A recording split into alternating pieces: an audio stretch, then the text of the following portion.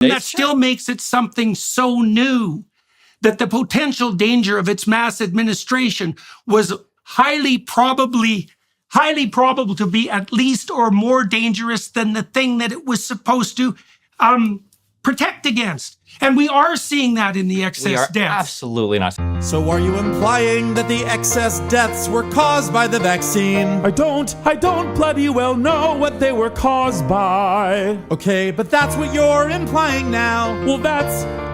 look, if you're going to use Occam's razor, you're kind of stuck in an awkward place here. I am absolutely not.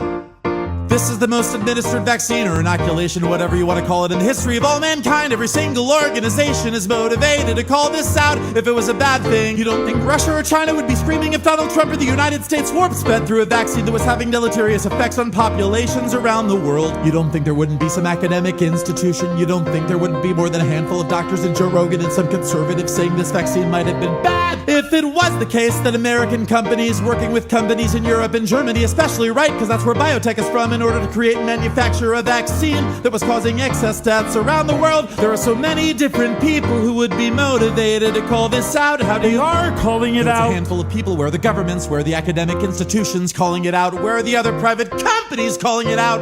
Wouldn't you stand to make a killing if you were a private company in Europe and you could say, hey, look, mRNA vaccines for sure are causing all these issues. Why wouldn't Putin? Why wouldn't Xi Jinping? Why wouldn't anybody else in the world call this out if it was as horrible as it was? There are plenty of people attempting to call it out. Nobody credible, no huge institution. What do you make of the excess deaths? You haven't come up with a bloody hypothesis. I don't even know if there are 20% excess deaths in Europe right now. If I had to guess off the top of my head, it's gonna be like you said. One might be lingering effects of an overwhelmed healthcare system. One might be deaths related to the war in Ukraine. Another one might be rising energy costs that for a couple of reasons. But it's absolutely impossible that any of it could be unintended consequences of a novel technology injected into billions of people.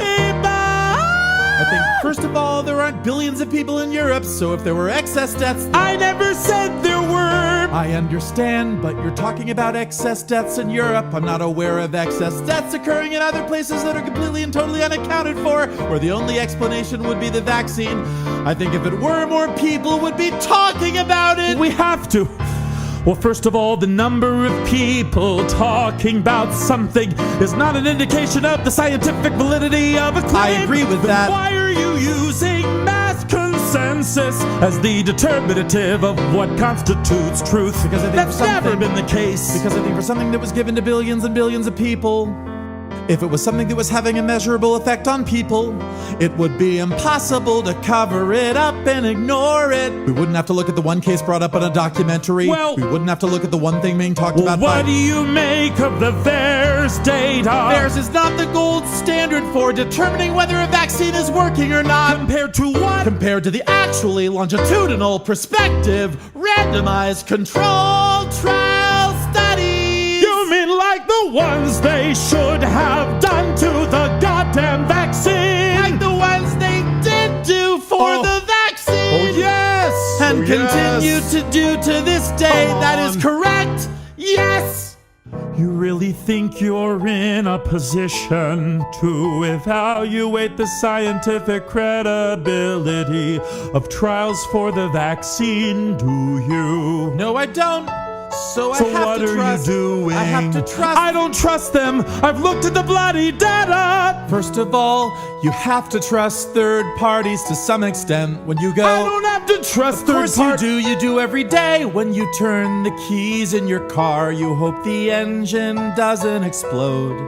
When you're drinking water, you hope that the public water or whatever tap or bottle you got it out of isn't contaminated or poisoned with cholera. I don't do that as a consequence of consensus. No, you do. Of course you do. No, I don't. I do that as a consequence of observing multiple times that when I put the goddamn key in the ignition, the truck started. How do you know it's gonna start the 50th or 100th times? How many times do you have to... Don't play Hume with me! I'm not playing Hume! You know perfectly exactly, well, why? You don't know if the denim in those jeans isn't leaking into your bloodstream.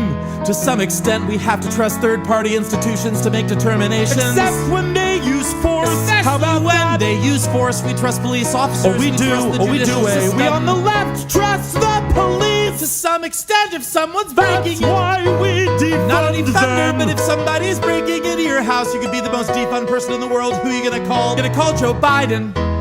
You're gonna call Obama. You're gonna call the Black Panthers. No, you're gonna call the cops. Okay, so tell me this. Tell me this then, because the core issue here is use of force, as far as I'm concerned. You know, we examined some of the weeds around that. Politicians throughout the world, and this would be true on the conservative side now, in the aftermath of the COVID tyranny